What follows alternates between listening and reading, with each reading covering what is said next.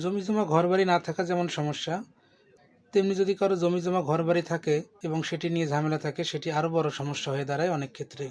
বিশেষ করে যখন কারো যাতায়াতের রাস্তা থাকে না, কিংবা যাতায়াতের রাস্তা থাকলেও বন্ধ করে দেওয়া হয়, তখন সেটি আরও বড় সমস্যা হয়ে দেখা দেয়।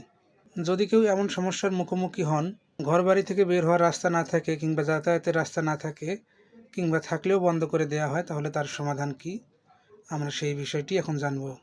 যদি রাস্তাঘাট নিয়ে এরকম সমস্যা হয়, তাহলে প্রথমেই উচিত স্থানীয়ভাবে বিষয়টির মীমাংসা করা। সেটি চেয়ারম্যান মেম্বারের মাধ্যমে হতে পারে, এলাকার গণ্যমান্য ব্যক্তির মাধ্যমে হতে পারে, কিংবা গ্রাম আদালতের মাধ্যমেও হতে পারে।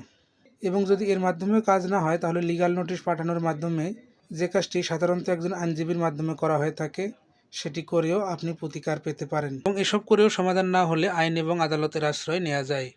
সেক্ষেত্রে আপনি আদালতে ইজমেন্ট রাইটসে আবেদন করতে পারেন। এবং অনেক ক্ষেত্রে দেখা যায় যে রাস্তাঘাট বন্ধ করে অন্য কোনো দালান কোঠা কিংবা কোনো স্থাপনা তৈরি করার চেষ্টা করা হয়।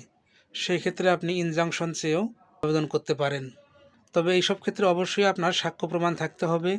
সেটি হতে পারে কোনো দলিল, রেকর্ড, চুক্তিনামা, আপোসনামা, খতিয়ান। তবে অনেক ক্ষেত্রে ব্যবহার সত্ত্বের কারণে কিংবা মানবিক কারণেও অনেকেই যাতায়াতের রাস্তার অধিকার প্রাপ্য হন।